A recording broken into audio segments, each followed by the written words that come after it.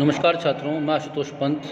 आज हम कक्षा 8 पाठ 1 विषय संस्कृत सुभाषितानी का हिंदी अनुवाद पढ़ेंगे। सबसे पहले तो सुभाषितानी, सु जमा भाषितानी, सु माने अच्छे, भाषितानी माने वचन। अच्छे वचनों को सुभाषितानी कहा जाता है। इसमें भी नीचे यही बताया गया है। प्रस्तुत पाठ में सूक्ति मंजरी, नीति शतकम, मनुस्मृति ही, शिशुपाल वधम, पंचतंत्रम, जो कि सभी संस्कृत भाषा के साहित्य हैं, से रोचक और विचारप्रक श्लोकों को संग्रहित माने इकट्ठा किया गया है।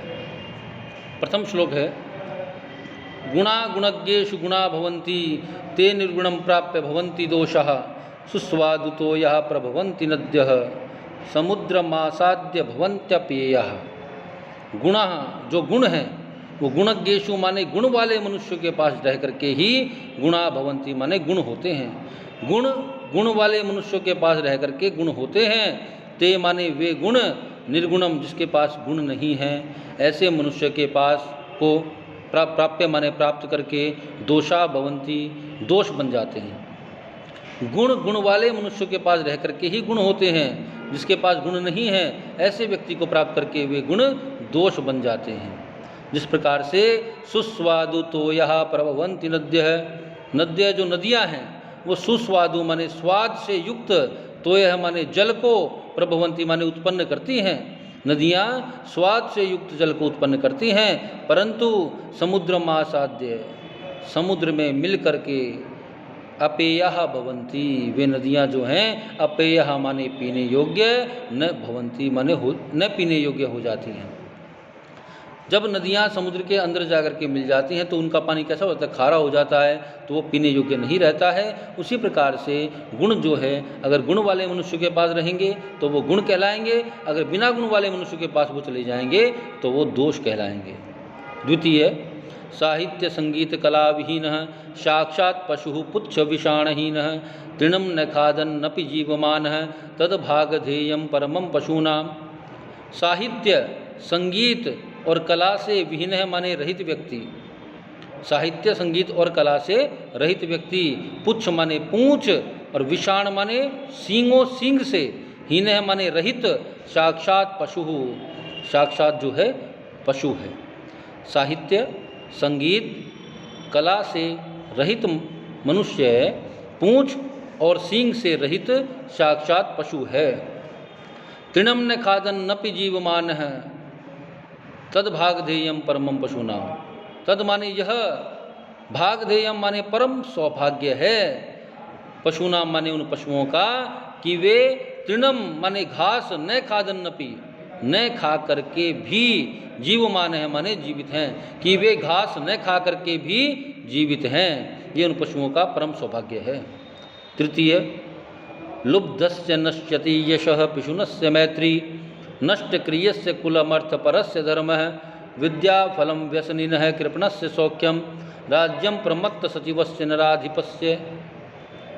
लुब्धस्य यशः नश्यति, लुब्धस्य माने लोभी जो व्यक्ति होता है उसका यशः माने यश, नश्यति माने नष्ट हो जाता है, उसकी कीर्ति जो है वो नष्ट हो जाती है।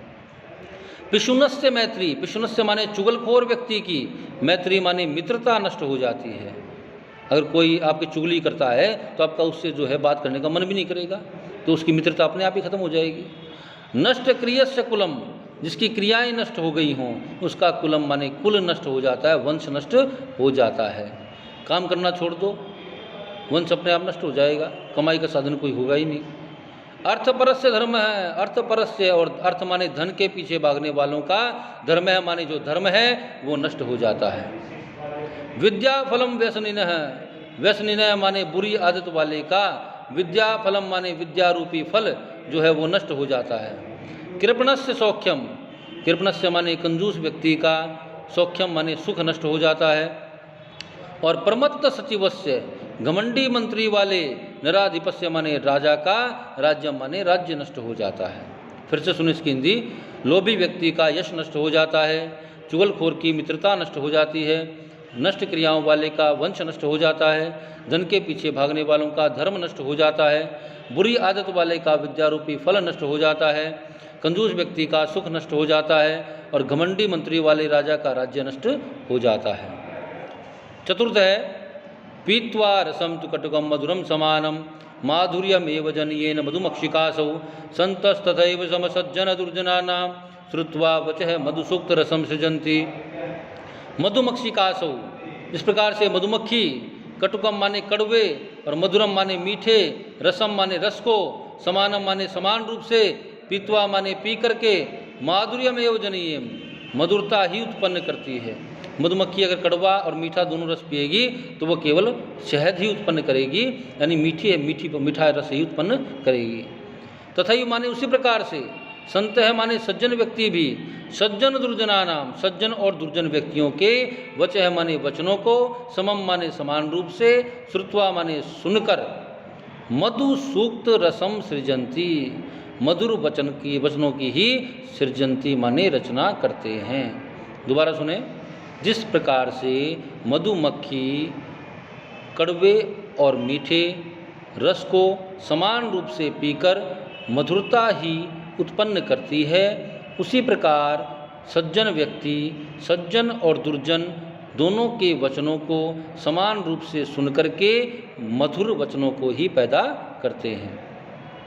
पंचम है विहाय पौरुषम यो हि देवेन मावलंबते प्रासाद सिंहवत् तस्य मूर्धनि तिष्ठन्ति वायसः। यो माने जो मनुष्य, पौरुषम माने पुरुषार्थ को, विहाय माने छोड़कर, दैवेन माने भाग्य पर, ही माने ही, अवलंबते माने आश्रित रहते हैं। जो मनुष्य पुरुषार्थ को छोड़कर भाग्य पर ही आश्रित रहते हैं, तस्य उनके, मूर्धनि माने सिर पर, प्रासाद सिंहवत् महल में बैठे हुए शेर के समान, वायसः तिष्ठन्ति कौवे बैठे रहते हैं। जिस प्रकार से महल होते हैं उनके ऊपर पत्थर का शेर बना दिया जाता है, उनसे कोई नहीं डरता है, तो उसी शेर के समान, और उसके सिर पर क्या बैठे रहते हैं, कौवे बैठे रहते हैं। तो मनुष्य भी उस शेर के समान ही सुशोभित होता है जो मनुष्य पुरुषार्थ को छोड़ करके भाग्य का सहारा लेता है। षष्ठम है पुष्प पत्र फलच्छाया मूल वल्कल दारुभिः धन्यः महीरुहाः येषां विमुखम यान्ति नार्थिनः। पुष्प माने फूल, पत्र माने पत्ते, फल माने फल, छाया, मूल माने जड़, वल्कल माने छाल, और दारू भी कहते हैं लकड़ियाँ दे करके, महीरुहा माने वृक्ष, धन्या माने धन्य हैं। वे वृक्ष धन्य हैं जो हमें फूल, फल, पत्र, छाया, पत्ते, छाया, जड़, छाल और लकड़ियाँ देते हैं। ये शाम माने जिनके पास, अर्थिनः माने मांगने वाला, विमुखम न यान्ति कभी खाली हाथ नहीं लौटता, कुछ ना कुछ मिलता ही है उसको। सप्तम है और अंतिम है चिंतनीया ही विपदाम आदावेव प्रतिक्रिया न कूप खननम युक्तम प्रदीप्ते वह्निना गृहे। आदौ एव से बना है आदावेव, आदौ माने प्रारंभ में, एव माने ही, विपदा माने समस्याओं का, प्रतिक्रिया माने समाधान, चिंतनीया माने सोच लेना चाहिए। प्रारंभ में ही समस्याओं का समाधान सोच लेना चाहिए। प्रदीप्ते माने वह्निना प्रदीप्ते, वह्निना माने आग से, प्रदीप्ते माने जलते हुए, गृहे माने घर में, कूप खननम कुआं खोदना न युक्तम उचित नहीं है। घर जल रहा हो और हम कुआं खोद दें तो सारे कुएं में गिर जाएंगे। इसीलिए कहा गया कि विपत्तियां जब आती हैं तो उसका समाधान प्रारंभ में ही सोच लेना चाहिए। धन्यवाद। ये था लेसन प्रथम पाठ जिसका अनुवाद इस प्रकार था। आशा है आप सबको समझ में आ गया होगा। धन्यवाद।